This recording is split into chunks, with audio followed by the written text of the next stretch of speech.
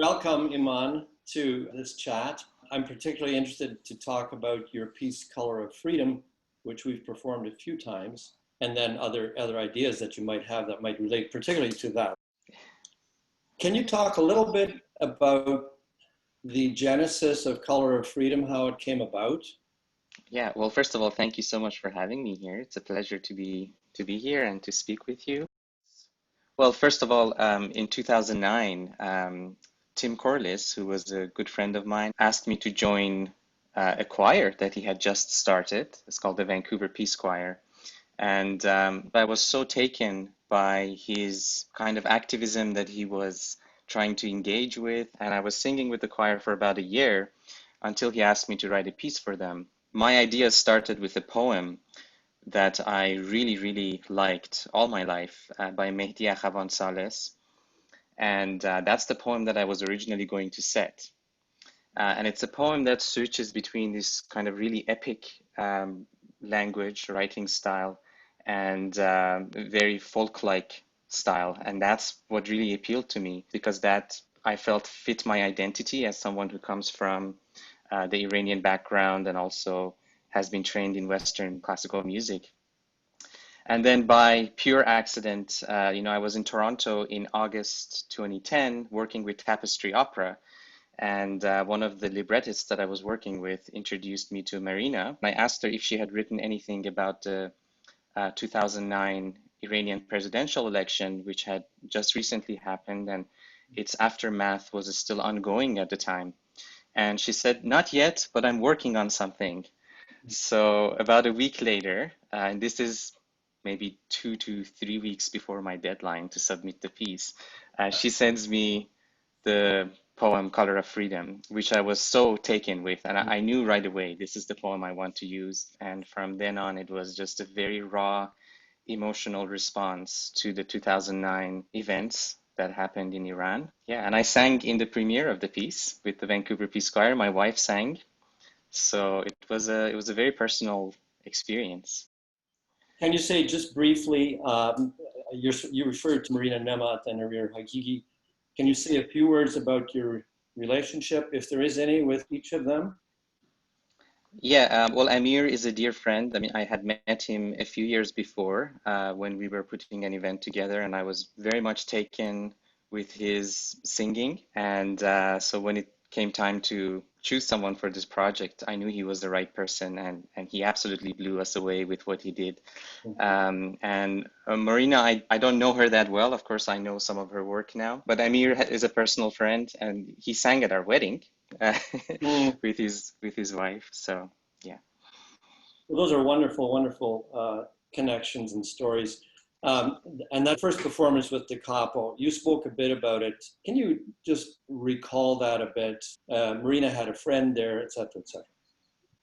Yeah, so Marina was there with Antonella, who was one of her friends, and her husband was an Iranian Canadian blogger who was imprisoned in Iran when he went back, and he was on the death row. Amnesty International came to the concert and they were collecting signatures for his release as well as another Iranian Canadian political prisoner. It was a very emotional experience with Antonella sitting right next to me, and she had grabbed my arm and she was squeezing it and crying all through the performance of Color of Freedom, saying, "Thank you for reminding me of the beauties of the Persian culture," because ever since her husband had left, all she had seen was hostility from the Iranian government. Very pleased to know that her husband was actually pardoned and released from jail, and I believe it's back in Canada now, which Mm. is amazing. But for me to think that music may have had the ability to go beyond just being music and cause positive social change in some way, some small way, make a positive impact in somebody's life, that was life changing. I think it gives me a sense of purpose. And anything that I have done since that has been in some ways impacted by that experience. I wonder, I know the other day you mentioned something about the outlawing of certain types of music in Iran, the historic response of the politicians to music itself. Can you say a few words about that? Yeah, so throughout history, I think Iranians have had a rocky relationship with music. I can speak to the past 20, 30, 40 years since the Islamic Republic has taken over. I mean, I grew up with very certain type of music. We heard a lot of what I can identify now as propaganda music, basically music encouraging people to war. So there's certain characteristics to this music. There's percussive rhythms, a lot of heterophony, choral singing. A lot of Persian traditional music was also allowed, but anything that could be used as dance music was, well, forbidden. The government wouldn't allow it to be released.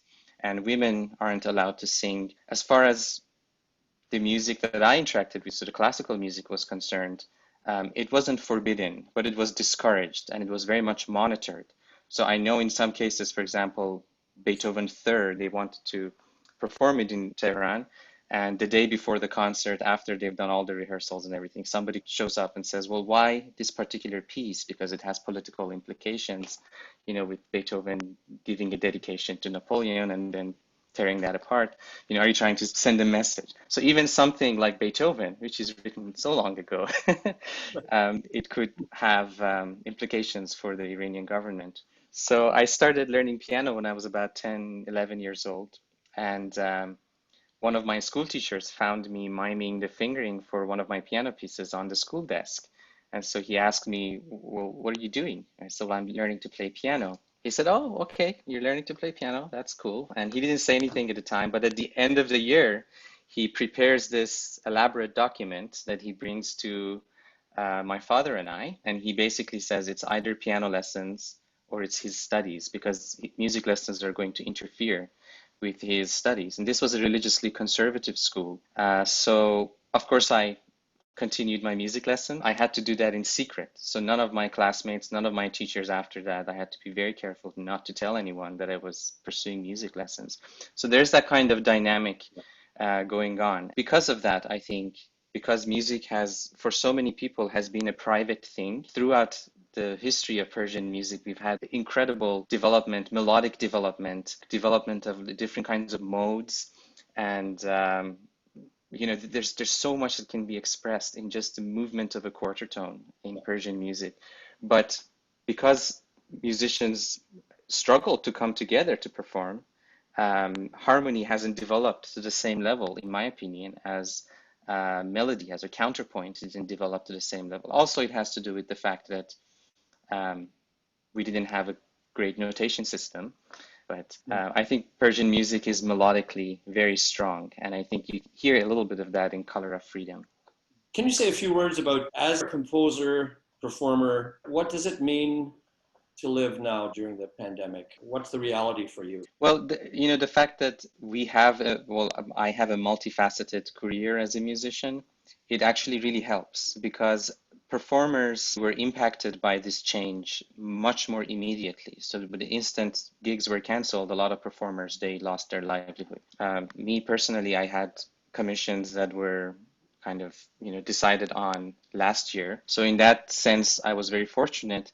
Of course, performances were canceled, and that's devastating, but my day-to-day life of working on music hasn't actually been interrupted as much as it has for a lot of other people.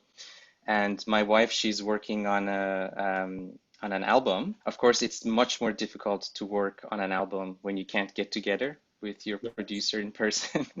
So there's a lot of emails, but we're very fortunate that we both have work to do. That's the most devastating part of this, is projects that were going to happen a year or two from now. Either the funding is very uncertain at this point, or it's been postponed indefinitely. So that's, for me, that's the most tragic part of this. Yes, there are a few ensembles that are still looking forward, but much less. And I think that in the coming months, there's not going to be as much commissioning happening, because basically 2 years worth of work is going to happen in one. So. Yeah. I'm interested in what you might suggest in terms of support for artists. And of course, the one issue is keeping a connection both with performers, but also with supporters and audience and so on. So is there anything that, music lovers can do to help the musicians who are going through a very difficult time right now? Yeah, I think there are many ways in which especially performers are impacted. One is financially, obviously. Another one is emotionally. We are used to having one performance after another, and we deal with a lot of self-loathing and insecurities and emotional ups and downs as we go through these performances already. And there's nothing like having your performances canceled for several months in a row for those voices to be amplified, and for you to start questioning your sense of purpose. And as far as the musicians I know, a lot of them are incredibly skilled. And so there's also a sense of pride. So I think these musicians want to have work. That's what they're happy doing. They want to create music. And there are ways of creating music online. And of course, it doesn't financially make sense to do that because we haven't figured out a way to monetize that. But if anybody listening to this is interested in financially contributing to artists, it would be much better to put that towards projects that can bring performers, composers, visual artists together to collaborate in new ways. I think that's the best way we can help artists to basically generate work for them as much as possible. Thanks so much for taking time, Iman, to speak with us. Color of Freedom is one of the handful of pieces that rise right to the top when I think of the work we've done with the Kappa Chamber Choir, and audience response totally confirms that. Your comment about relationships and about feeling of worth and so on, they hit the mark so well for me. And I think when we perform with you and you're there to comment to the choir, working with you, working with Amir, it's life affirming. I agree with you. We don't lose that during this period, and figure out ways to continue that.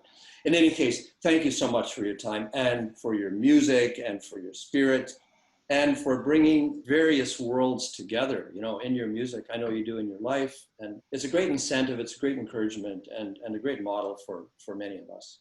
Thank you. Thank you so much. Yeah, it's likewise great every time. I mentioned this to you before that the Capo Chamber Choir really feels like a family, and every time I've worked with you, I felt immediately welcome in that family. So, and the first performance of Color of Freedom was very much life-changing for me too. So I'm very grateful to you for that. So thanks for having me.